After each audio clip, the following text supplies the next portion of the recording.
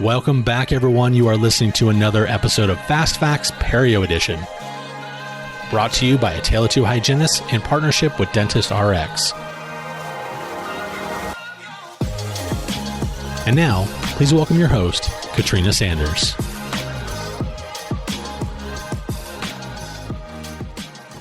Hello, and welcome to Fast Facts Perio Edition. Welcome back as we continue the dialogue about the AAP staging entities. Last week, we looked at stage 2 periodontal cases, and we identified that the Academy does expect that the dental community will rise to meet the needs of patients in stage 2 periodontitis that require bacterial removal and subsequent monitoring.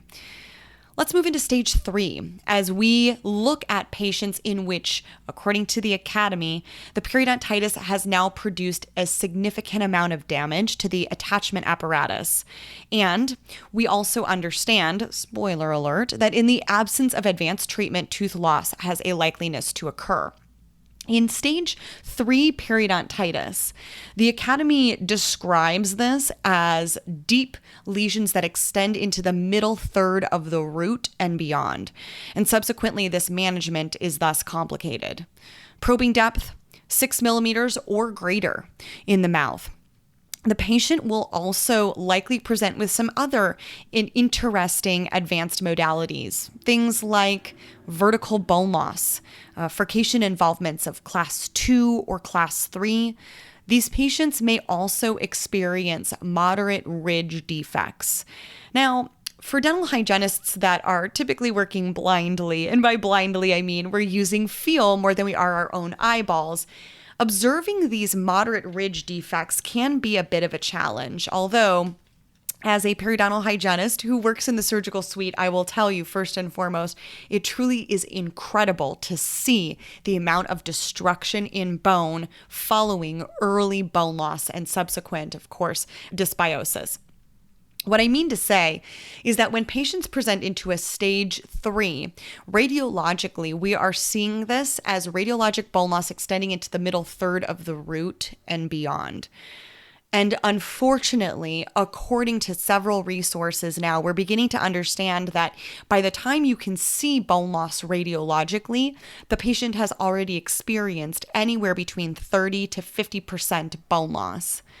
Meaning, in most scenarios, the only time that we can see radiologic bone loss on a patient is once they have moved into stage 3 periodontitis.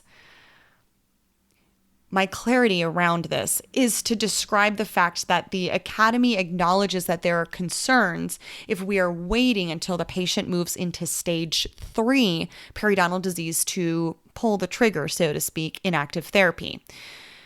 And to note, the Academy does indicate that this complicated nature of managing stage 3 periodontitis may, of course, require us to also look at what these deep intrabony defects, furcation involvements, or subsequent, of course, loss of ridge in the bone could mean for our patients. One final note with stage 3 periodontal cases, these patients may have lost teeth due to periodontal disease. However, they've either lost 4 or less teeth due to periodontitis. Stay tuned as we discuss stage 4 periodontitis next week. This has been another episode of Fast Facts Perio Edition with Katrina Sanders. Please feel free to reach me on Instagram at The Dental Hygienist or on my website, www.katrinasanders.com. Cheers. Thank you for listening to another episode of Fast Facts Perio Edition, brought to you in part by Dentist RX, makers of the IntelliSonic line of power brushes. Find out more by visiting their website at dentistrx.com. We'll see you next week for another Fast Facts.